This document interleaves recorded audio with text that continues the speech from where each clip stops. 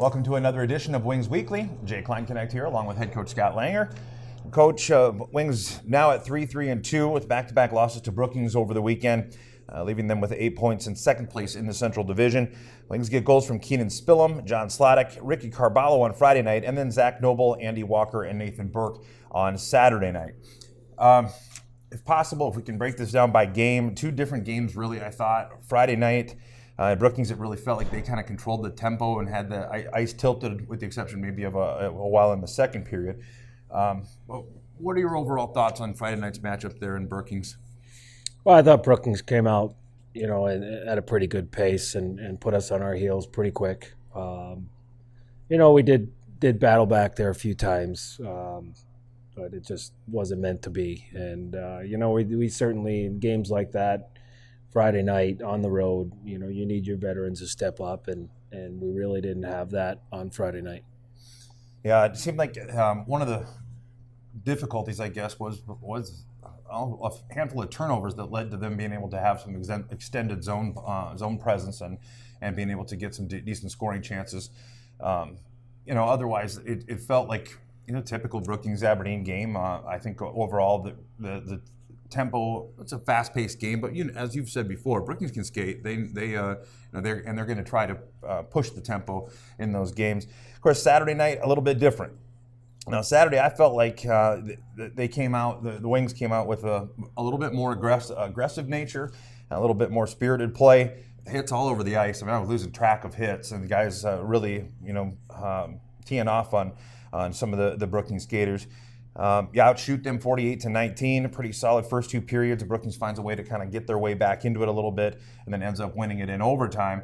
And a little bit of a frustrating game for sure, as a goal that may have been scored that was waved off, and then they score, and some would say that the goal was knocked loose, and some frustration for the fans and so on, certainly for the players as well. Kind of a baffling end to that one. But again, really physical play on Saturday night here at the Odie Ice Center, and you could tell that the boys had it in their mind to defend the Odie, especially as you just mentioned. Some of the veteran players really seemed to step it up, like Jack Kelly and Keenan Spillum, some of those guys. What do you take away from Saturday night, Coach? Well, we made some adjustments, and I thought the guys executed really well. We found a way to go up 3-1 in that game, and we were pretty much all over Brookings, and they were fortunate enough to get a shorthanded goal, which was kind of the turning point in that game. We're just in that situation right now, and we've seen it last year, where we're learning what it's like to win hockey games. Yeah. Everything that can go wrong just seems to be going wrong. We're not getting the play we need in our net. That's a crucial one, and we're not getting vets to step up at the level that we need them to step up to be a contender. So, we Friday night we had that icing that was waved off, and we had tied the game up. They waved the icing off, and they ended up coming right back down and scoring. That was a difference in that game. Mm-hmm. And then we battle in overtime. Our guys don't let up, battle in overtime at home on Saturday, and puck goes back under the bar into the net, and the officials nowhere to be found, which is unfortunate. That our guys work all week and get put in a situation where they do win the hockey game and ends up coming back down our end, and net gets knocked off, but puck finds a way in, and it's a good goal on their end. It's just things, like I said, are what can go wrong is going wrong, and the only ones that can correct that is our staff and our players, and we're going to keep working on learning how to win hockey games. Yeah. Well, an interesting point that I've heard before, and maybe you could speak to it, but when you outshoot a team 48-19, and there were times in that game on Saturday night where, especially during the 5-minute major and so on, during the power play where you guys were able to keep the pressure on in your offensive zone, I'd look down and see Daniel just kind of standing there like, he's out of the game for such an extended period of time, and he only sees 19 shots on goal compared to 48 on the other side. Is it true, and maybe this is just something that somebody made up somewhere along the line, but can a goaltender actually kind of almost get lulled a little bit out of sleep, or to sleep in a way, where you're not seeing that action, where they almost want to see more shots on goal, so they're engaged in the game and they're focused and ready, I guess. Is that something you've ever heard of? Yeah, at the Pee Wee Bantam in high school level. But when you get to junior A hockey, that's a brutal excuse. You know, you need to be a pro in that. You know, your aspirations are to play Division I hockey. You know, you should be playing the game in your head the entire game. You know, I mean, giving up 4 goals on, 19 shots, or what is it, 4? I don't remember the total, but it was very few. Is not acceptable. Especially when we have such sustained pressure and we've worn a team down physically, which we did. We executed everything we had to execute. We just we need to be a little more solid in that position, and there's no excuse to be falling asleep during the course of the game because your team's carrying the momentum of the play. That's for sure. Okay, well, we've that myth to rest. Positive note that it seems like the scoring is coming from it's spread out. It's coming from a lot of different guys, and so that's got to be certainly a positive that each one of the lines are capable of generating goals and scoring points. Yeah, we're not having a problem scoring the goals right now. We're having a problem keeping them out, and we're going to continue to work on that piece. But normally our teams are very good defensively, and again, pucks are finding ways to find the back of the net. But we knew coming in we'd have to score by committee. We didn't have anybody that was necessarily a 50 goal scorer that was going to do the bulk of the scoring. I think those guys ended up getting picked off and playing in the USHL right now. So, we got a lot of guys that played minimal roles last year on our team that have come back that have to learn that their role has expanded quite a bit and they're go-to guys. And until that happens, we have to score by committee. Yeah, absolutely. Well, that's what's happening at this point. And, power play right now, second best in the league, according to the league stats anyway, at 30.8%, scoring 8 goals. And you got to like what you're seeing there, with the exception perhaps of allowing 4 shorthanded goals. But so the power play kind of clicking right now. Yeah, Coach Bone's doing a great job. He takes a lot of pride in the power play, and he spends a lot of time on it with those guys. And, it is an area that so far we are improved from last year in that area. So, but yeah, again, you take a positive and then you got the big negative. I'm not a guy that likes to give up goals. And, when you've given up 4 shorthanded goals, it's a problem. It certainly is. It puts a damper on that, as good as that power play is. You can't get scored on when you're up 5-on-4 or 5-on-3 or whatever it may be. Right. On the flip side, Kill loses a spot there at 17% right now, 17th in the league, 73%, which isn't terrible by any means. About midway in the pack, and some good things going there. What's working, what's not with the Kill?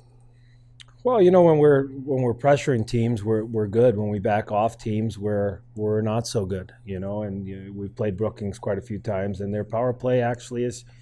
Moves the puck really well. They got some guys there that are highly skilled that can certainly hurt you if you're not doing what you got to do. But again, you're in that is your big penalty killer, and we have to step up in that area a little bit. But that number's got to get to 80% or above, or else you're just not playing well enough.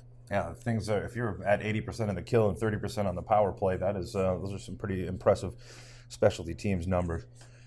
Well, folks, we're going to take a break here from one of our sponsors. When we get back, we'll hear from one fan question, but also a little look at what's coming up against Minot and what the coming week will bring. So that's coming up after this on Wings Weekly. Let's make a taco. No, seriously. Start with a tortilla, soft tortilla. Warm it, kiss it, don't kiss it. Chicken? How about tequila lime chicken? Now we're cooking. Slice this, peel that, snip those. Salsa? Verde. Cheese? Cotija. Oh, forgot to mention. Guac. That's better. See, anyone can make a taco, but we're not anyone. We're Qdoba, and these are knockout tacos. Qdoba Mexican Eats. Choose flavor. Welcome back to Wings Weekly. Jay Kleinknecht here, along with head coach Scott Langer. And, Coach, we kind of went through the weekend that was, and a bit of a heartbreaker, certainly Saturday night, a game that kind of feels like maybe got away from you. And as you said, some of it, is just, almost Murphy's Law, where a goal appears to have gone in and we aren't credited for it. And then when they go back the other way and the goal's off its moorings and they allow that goal, it's one of these things. I mentioned frustrated crowd. Certainly the players are out on the ice. They don't want to leave. They're like, hey, the game's not over. Daniel standing in the crease pointing at the post. It's frustrating. How do you, as we move forward, how do you get them away from that and get them on the positive side? Or is that something that the guys in the locker room, the leaders, really need to kind of take care of? Because they are young men, and you would hope that you want to get that taste out of their mouth as quickly as possible. I think it's a lot of things. I mean, obviously the staff's identified it. When you're losing hockey games, your mind runs in negative ways, and as soon as something goes wrong, for example, as soon as the team scores a shorthanded goal on you, things change, and guys start gripping their sticks a little tighter than they should, and the good results aren't there anymore. So, it's going to take everybody in this dressing room. It's going to take everybody that surrounds this dressing room to continue to stay positive and work at it, and that once it turns around, it's going to be a really good thing. I mean, no one here is going to stop working because we've had some unfortunate luck. Yeah. And we're going to find our way out of it, just like we always do. Yep. And as soon as it does turn around, we're going to have a lot of fun. Well, and it's interesting. Looking back at last year. Granted, not everybody was on this team last year, but there was some adversity. And so some of these guys, these veterans that did return and stuff, they remember, that, hey, we can snap out of this just as easy as we get into it. Of course, it's obviously very early in the season, but I think that absolutely, bodes well, or, gives them a little bit of confidence that you work hard and good things happen. 3-2-1 Minot this weekend. They have a pretty strong power play, but their kill is among the lowest in the league, actually. What do you know about this Marty Murray coach team, and what are some of the keys to winning a couple of games here at the Odie coming up this weekend going to be? Well, Marty always has his guys prepared. Yeah. So they're going to be a very prepared hockey team. They're a good hockey team. They skate really well. They got some size. They got some maturity there. They did a great job recruiting, and I think things only get tougher for us this weekend.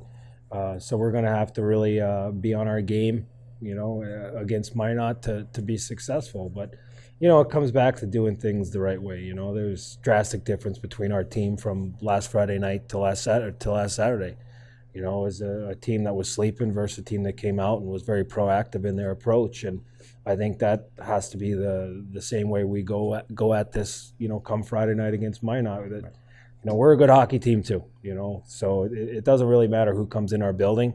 We have an opportunity to come out on top, but we, right now, as soon as we make a mistake, it's costing us, and sometimes that's the way it goes. The good thing is it's happening early rather than later for us, because a lot of teams go through that midway through the year, and it's tough to rebound. So. Yeah. This is a good opportunity for us to really see what we're made of and to work ourselves out of this little slump, or whatever you want to call it. And it's a great opportunity to play a team like Minot. You know what? If you're going to win a game, you might as well win it against a very good hockey team. Very true. And Coach, I just wanted to make it perfectly clear to anybody that's watching that I wouldn't call it a slump. I don't think anybody is. I think, it's just the nature of the game Saturday night and the way it ended was just kind of leaves everybody a little down, perhaps. But if you split that weekend, nobody's talking slump or anything like that. I don't think anybody is. I think everybody is certainly very much behind this team and has the utmost faith in the coaching staff and players. A question from a fan that was interesting to me, pretty circumstantial, really, and not a typical situation. But they were saying when you play Brookings 4 times in 4 games and you have 4 different goaltenders in each one of those games, is it harder to prepare for versus for them to be able to see, 2 goaltenders, one of which 3 times, because they start to see tendencies and so on? Now, normally that's not going to happen over the course of the season. You're not going to have 4 games with 4 different goaltenders, but the way it works out in this particular case, I would imagine that is a little bit of a challenge to see a new tender in or a new tendy in and to not really have any history with that person or film, really.